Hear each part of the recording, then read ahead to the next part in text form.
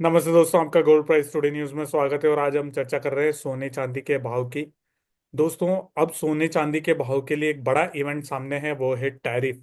तो क्या टैरिफ लगेंगे या और डेट आगे बढ़ेगी, या देश जो है पर्टिकुलर देशों के ऊपर ही टैरिफ लगेंगे, कुछ कुछ छूट दी जाएगी, क्योंकि डोनाल्ड ट्रंप ने ऐसा एक बयान दिया है। तो क्या कुछ हो सकता है इसका सोने चांदी के भाव पर असर। और गोल्ड सिल्वर रेशियो 91 के आसपास चला गया है, तो उसकी वजह से क्या संकेत चांदी में मिल रहे हैं, उस पर बात करेंगे। और इस पर बात करने के लिए हमारे साथ आज केडिया कमोडिटी के डायरेक्टर अजय केडिया जी हैं। आगे बढ़ने से पहले जो हमारे साथ नए दर्शक नमस्कार। जुड़ रहे हैं, वो उन लोगों से मैं रिक्वेस्ट करूंगा कि दोस्तों हम आप लोग चैनल को सब्सक्राइब जरूर कर लेना। अजय भाई नमस्ते। नमस्ते सर। सो अजय भाई, गोल्ड सिल्वर रेशियो जो है, जैसे आप हमेशा से डिस्कस करते हैं, और वो अब आपके फेवरेट था पहले, अब मेरा भी फेवरेट बन चुका है। सो 91 के आसपास टच कर रहा है। तो जब ये बढ़ता है तो क्या संकेत देता है कि गोल्ड सिल्वर रेशियो बढ़ रहा है? तो अम, नमस्कार। देखिए, बिल्कुल मैं कोई भी मेरा ट्रेड लेता हूं तो थोड़ा सा लंबा समय अगर मेरे को देखना है तो मैं दो तीन चीज देखता हूं, जिसमें gold silver ratio one of my favourite है। कहीं ना कहीं गोल्ड सिल्वर रेशियो में अगर हम देखते हैं तो एक क्लैरिटी मिलती है कि इकोनॉमी किस तरफ जा रही है, क्योंकि गोल्ड एक तरह से इकोनॉमी को रिप्रेजेंट करता है। अगर कहीं पे डर का माहौल रहेगा तो गोल्ड में तेजी आएगी, और कहीं पे अगर सपोज करो मार्केट में रिसेशन है या ऐसा कुछ है तो उसका इम्पैक्ट पड़ेगा। आपके सामने ये चार्ट बना हुआ है, उसमें चार्ट में चार इंडिकेटर मैं जनरली यूज करता हूँ। पहला है वॉल्टिटी। तो वॉल्टिटी बताती है मार्केट में कुछ मोमेंटम है, तो हम बोलते हैं थोड़ा बहुत मोमेंटम चलता रहेगा। यहाँ पे ये बिल्कुल न्यूट्रल है, काफी समय से हम देख रहे हैं कि ये न्यूट्रल रेंज में ही चल रहा है, ना बड़ी तेजी ना कोई बड़ी मंदी कर पा रहा है। आरएसआई है, ये नीचे का मुंह दिखा रही है। और एटीआर, एटीआर एक नया ले रहा हूँ जिसमें एवरेज ट्रू रेंज, मतलब मार्केट में मोमेंटम कितना क्या है वो भी हमें क्लियरिटी मिल जाती है। तो यहाँ पे अगर मैं चार्ट पे देखता हूँ तो यहाँ पे हम देख पाते हैं कि प्राइजेस के अंदर कहीं ना कहीं ये जो रेंज बना हुआ है वो ऐसा रेंज है कि 2022 के बाद ये रेंज के ऊपर कभी भाव टिका नहीं है। एक बार जरूर हमने ऊपर में सितंबर में हाई लगते हुए देखा, फिर गिरावट लिया, बट इसके आजू बाजू में ही घूम रहा है। तो ऐसा कोई बड़े सिग्नल्स नहीं है। यहाँ पे बाइंग अपॉर्चुनिटीज बनी थी। 19-20 को टैरिफ को लेकर चिंताएं थी, और जियो पॉलिटिकल में हमने रशिया यूक्रेन के बीच में फिर से भिड़न देखी, ईरान देखा, अब वेनेजुला पे सैंक्शन लगे, तो उसकी वजह से ये तेजी बनी हुई है। बट लेट्स सी कि ये कितना ऊपर जाता है। बट आई थिंक टाइमिंग 92-9250 के आसपास अगर जाता है, वहां से स्ट्रेंथ वापस लूज हो जानी चाहिए। और नीचे में भी अगर हम देखते हैं तो 86 का एक तरह का सपोर्ट बना हुआ है, तो एक दायरा ही बना हुआ है गोल्ड सिल्वर रेशियो में एज ऑफ नाउ। तो टाइमिंग अगर ये तेजी है तो इसका मतलब है गोल्ड के मुकाबले चांदी ज्यादा करेक्ट होते हुए दिखाई देगी।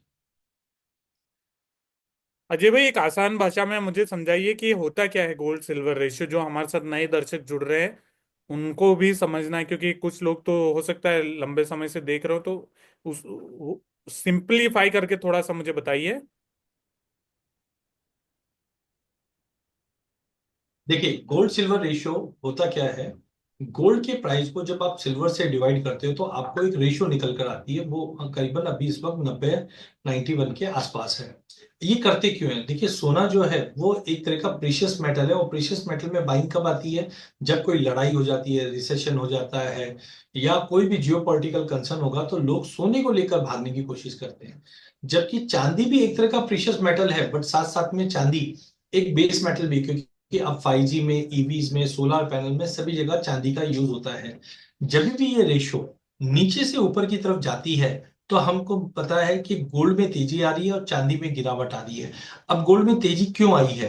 तो अक्टूबर 2024 से अगर आप देखें तो कंसिस्टेंटली ये रेशियो 80 से लेकर 90 तक पहुंच जाता है। क्यों पहुंचता है? क्योंकि हम देख रहे हैं डोनाल्ड ट्रंप नवंबर में आ चुके हैं, और लड़ाई अभी भी जारी है, जिसकी वजह से लोगों का रुझान इक्विटी मार्केट में फॉल था, जिसके वजह से लोगों का रुझान गोल्ड में ज्यादा था। फिर कहीं ना कहीं थोड़ी बहुत हमने गिरावट देखी, बट अभी भी तेजी है। तो अगर ये रेशो नीचे की तरफ आ रही है तो हम बोलेंगे जो टेंशन है वो कम हो रहा है, और लोग इंडस्ट्री आइटम की इंडस्ट्री में ग्रोथ देख रहे हैं, जिसकी वजह से चांदी में रिवर्सल आता है। तो टाइमिंग आप देख सकते हैं कि 17 मार्च से ही ये ऊपर जा रहा है। टैरिफ वॉर की वजह से कंसर्न है, स्लो डाउन है, रिसेशन का फियर है, जियो पॉलिटिकल टेंशन है, इसके लिए कंसिस्टेंटली गोल्ड में तेजी बन रही है और चांदी गिरावट ले रही है। अब आप बोलोगे कि सोने और चांदी में तो हमने गिरावट देखी, फिर ये रेशियो ऊपर क्यों जा रही है? तो इसका मतलब ये है कि चांदी सोने के मुकाबले ज्यादा खराब दिखाई दे रही है। आज सोने में अगर आधे परसेंट की गिरावट आएगी वीरेन जी, तो आप चांदी में 1% की गिरावट देखोगे। तो कभी भी इस रेशियो से हमें ये पता चलता है मार्केट का ओवरऑल सेंटीमेंट क्या है, सोना तेज है या चांदी तेज है। और इसके बेस पे जो ट्रेडर्स होते हैं, इन्वेस्टर्स होते हैं, लॉन्ग टर्म व्यू लेने वाले होते हैं, वो भी अपनी पोजीशन बनाते हैं। तो उदाहरण के तौर पे अभी डेली चार्ट पे दिखाई दे रहा है कि ये धीरे धीरे ऊपर जा रहा है। इसका मतलब है कि अगर मार्केट का टोन गिरावट वाला है तो चांदी ज्यादा टूटेगा, और वैसा ही होते हुए देखा 1,02,000 से चांदी 98 के नीचे चले गई थी। तो चांदी में थोड़ा सा दबाव इसलिए ज्यादा बनता हुआ दिख रहा है। और अजय भाई, रुपया भी वहां पर मजबूत हो रहा है पिछले कुछ समय से, तो उसका भी इम्पैक्ट देखने को मिल रहा है। हाँ, एक चीज और है कि इंटरनेशनल के मुकाबले अगर हम देखें तो यहाँ पे हम देख रहे हैं रुपए के अंदर, ये तो डेली चार्ट है, इसके लिए आपको खाली वन साइडेड ये ऊपर ही दिखेगा।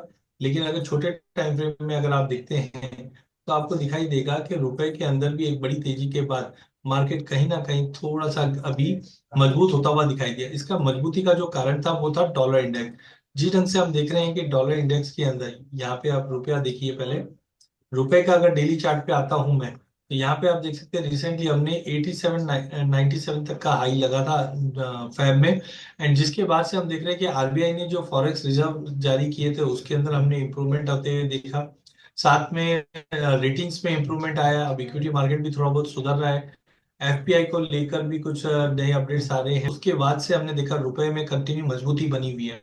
और जब भी रुपए में मजबूती होती है तो सोना और चांदी ग्लोबल मार्केट के मुकाबले थोड़ा अंडर परफॉर्मिंग करते हैं। इसमें सबसे बड़ा कंट्रीब्यूटर था डॉलर इंडेक्स। अब डॉलर इंडेक्स में अगर आप देखते हैं तो जनवरी को ये करीबन 110-13 का भाव टच करता है, और यहां से ये कंसिस्टेंटली फॉल करता है नीचे में 102.45 तक का लेवल, मतलब 6.5% डॉलर कमजोर हुआ है। लेकिन अब आप देख सकते हैं डेली चार्ट के ऊपर अब धीरे धीरे डॉलर में मजबूती लौटती हुई दिखाई दे रही है। तो ये आने वाले कुछ हफ्तों में काफी बड़ा इंपैक्ट देगा आपके बुलियंस के ऊपर। आने वाले हफ्तों में टैरिफ भी है अजय भाई, तो उनका कुछ इम्पैक्ट देखेंगे या मार्केट ने डिस्काउंट कर लिया है टैरिफ को अब। देखिए, अगर हम टैरिफ को अगर चार्ट के साथ देखते हैं तो सबसे पहले आप डॉलर इंडेक्स के चार्ट को देखिए। यहाँ पे हमें तेजी दिखाई दे रही है, तो इसका मतलब ऐसा कुछ होने वाला है जो डॉलर को सपोर्ट करेगा। आज अगर हम टैरिफ की बात करें तो चाइना चाइना पे हमने देखा 25% capital equipment and intermediary inputs के ऊपर टैरिफ का अनाउंसमेंट हुआ, 10% एडिशनल टैरिफ हुआ। फिर रिटेलिएशन में 15% यूएस एलएनजी इंपोर्ट, कोल, कोक, इनके ऊपर है। तो ये चीजें मैक्सिको में भी हमने देखा 25-11 करके दो बार हमने टैरिफ लगते हुए देखा। अब ये भी 25% टैरिफ स्टील एल्यूमिनियम पे लगा सकता है। तो कहने का मतलब है अब 2 तारीख को देखना है कि टैरिफ में कैसे मूव करेगा। बट डॉलर में अगर तेजी आ रही है तो इसका मतलब है कहीं ना कहीं ये डॉलर को मजबूत करता हुआ दिखाई देगा। वहीं चार्ट पे अगर हम देखें तो एक चीज समझिए आप कि गोल्ड में डोमेस्टिक मार्केट में ऊंचे भाव से लगभग 2-2,500 रुपए का करेक्शन देखा हमने। मोटा मोटी 89, 786, 886 के आसपास का हाई, मतलब 90,000 का हाई देख लिया था। और नीचे में आज हमने देखा कि करीबन 87,200 तक का लेवल देख लिया, तो ऑलमोस्ट हमने 2-2,500 पॉइंट की गिरावट देखी। लेकिन इंटरनेशनल में अगर आप चार्ट्स पे देखते हो तो आप दिखाई देगा कि 3 के नीचे मार्केट बिल्कुल सस्टेन नहीं कर पा रहा है। तो अनलेस अनटिल 3,000 का लेवल ब्रीच नहीं करता है, क्योंकि यहाँ पे हमने पहले 3,000 का एक हाई लगते हुए देखा था 14 मार्च को। एक बार 3,000 का लेवल ब्रीच होता है तो डेफिनेटली हम प्राइजेस में 2960 से लेकर लगभग हम 2880 का लेवल भी देख पाएंगे। तो मुझे लगता है कि टैरिफ को लेकर चिंताएं बनी हुई है और वॉल्टिलिटी एक्सट्रीम होने वाली है, बिकॉज टैरिफ के चलते ही जनवरी से लेकर अभी तक गोल्ड में तेजी बनी थी। तो मे भी पॉसिबल है अगर ये कंसर्न्स बढ़ते हैं तो सोने चांदी में इनिशियल ड्रॉप होने के बाद एक अच्छी खासी रिकवरी वापस हम देखेंगे। अजय भाई, चांदी पर सवाल पूछने से पहले मैं आपसे जयपुर के इवेंट को लेकर सवाल पूछना चाहूंगा। अब लगभग तैयारी हो गई और थर्ड वीक में हम लोग करने वाले हैं इस इवेंट को। सो डेट हम जल्दी अनाउंस करने वाले हैं। हाँ बिल्कुल, खाली कंफर्मेशन के लिए जैसे मैंने बताया था। बट मुझे लगता है कि ऑलमोस्ट हम 18-19 के आसपास का एक हॉलीडे मूड भी बन रहा है। तो उधर ही हम सोच रहे हैं, बट एक कंफर्मेशन के लिए वेट कर रहे हैं। बट सेशंस इस बार और थोड़े से इन डेप्थ होने वाले हैं, और हमारे पास एक केस स्टडी रहेगा जनवरी फरवरी मार्च में कैसे क्या हुआ, और इसमें कुछ नई चीजें भी हम समझेंगे। फंडामेंटल, ऑप्शंस एंड टेक्निकल तो देखेंगे ही देखेंगे। तो दोस्तों 18, 19 और 20 अप्रैल इन तीनों डेट में हम लोग किसी एक दिन वहां पर ये इवेंट करने वाले हैं। तो आप लोग तैयार रहिएगा। जल्द जल्द ही हम इसका लाइव लिंक लेकर भी आने वाले हैं रजिस्ट्रेशन के लिए। आप में से कुछ लोग पर्सनली भी हमसे पूछ रहे थे कि कितनी जल्दी ये जो है वो लाइव होने वाला है लिंक। तो आप सभी लोगों को जल्दी रजिस्ट्रेशन का लिंक मिलेगा। सो अजय भाई, चांदी क्या लग रही है अब आगे यहाँ से आपको? देखिए, जैसे गोल्ड सिल्वर रेशियो में हमने देखा कि डेली चार्ट के ऊपर चांदी में थोड़ी सी तेजी, वीकनेस दिखाई दे रही है। ऐसे ही इंटरनेशनल में अगर हम चार्ट्स पे देखते हैं तो चांदी के अंदर हमने इस बार भी फेलियर देखा है कि ये $35 का लेवल नहीं तोड़ पाया जो अक्टूबर का हाई था। यहाँ से हमने पिछले 3 सेशन के अंदर देखा कि प्राइजेस ने करीबन 34-30 के करीब गया और अब एक प्रेशर बन रहा है। तो एज ऑफ नाउ मुझे लग रहा है चांदी इंटरनेशनल के मुकाबले अगर हम देखें तो 32 की तैयारी करता हुआ दिखाई दे रहा है। जबकि डोमेस्टिक मार्केट में अगर हम बात करें तो यहाँ पे ऑलरेडी हमने 1,02,000 का लेवल देखने के बाद मार्केट में स्ट्रॉन्ग रिवर्सल आता हुआ दिखाई दिया है, जो अब तक 98,500 का लेवल दिखा दिया। बट टेक्निकल चार्ट्स पे मुझे दिखता है कि नीचे में 95 तक का लेवल एटलीस्ट दिखना चाहिए मार्केट में। हाँ, एक चीज और बता देता हूँ, ये टेक्निकल ओवरव्यू है। साथ में आपको ध्यान रखना है टैरिफ को लेकर क्या चिंताएं बनी हुई है, या जियो पॉलिटिकल टेंशन में क्या नए अपडेट्स आ रहे हैं। ये चीजें काफी इंपॉर्टेंट होती है, बिकॉज टेक्निकली तो आपको सेल दिख रहा है, बट कल को अगर कोई ऐसी न्यूज आई और मार्केट में रिकवरी आती है तो उस पर नजर रखिए। बट कुल मिला के मुझे लगता है कि एक बार मार्केट में करेक्शन लेना चाहिए। तो अजय भाई, अक्षय तृतीया तक आने वाली है, अगले महीने ही अक्षय तृतीया है। तो आपको क्या लगता है कि अक्षय तृतीया पर खरीदने का मौका मिलेगा? बिल्कुल, मुझे लगता है कि अगले महीने अक्षय तृतीया से पहले हम गोल्ड और सिल्वर में थोड़े और करेक्शंस देखेंगे, उम्मीद है। देखिए, लॉन्ग टर्म अभी भी मुझे लगता है कि सोना वापस 92 तक जाने की ताकत रखता है, चांदी 1,30,000 तक दिखा सकती है, क्योंकि अभी काफी इवेंट्स है जो ऑनगोइंग चल भी रहे हैं। बट उससे पहले पहले मुझे लगता है गोल्ड नीचे में एटलीस्ट वापस 84-85 के जोन में, और चांदी करीबन 93 से 94 के जोन में एक बार आनी चाहिए अक्षय तृतीया तक। वहां से वापस एक फ्रेश एंट्री बनते हुए दिखाई देगी। ओके। तो अजय भाई, थैंक यू सो मच ये सारी जानकारी देने के लिए। जाते जाते आप कोई डिस्क्लेमर देना चाहेंगे? वेन जी, हमने आज सोने चांदी के डेरिवेटिव प्रोडक्ट की बात की है, जहाँ पे मेरे क्लाइंटों की पोजीशन हो सकती है, मेरी पर्सनल कोई पोजीशन नहीं। Thank you so much Ajay भाई। दोस्तों, यहाँ पे मैं भी आपको डिस्क्लेमर दे दूं कि अगर आप सोने चांदी की कोई खरीद बिक्री करते हैं तो अपने वित्तीय सलाहकार की राय से काम करिएगा।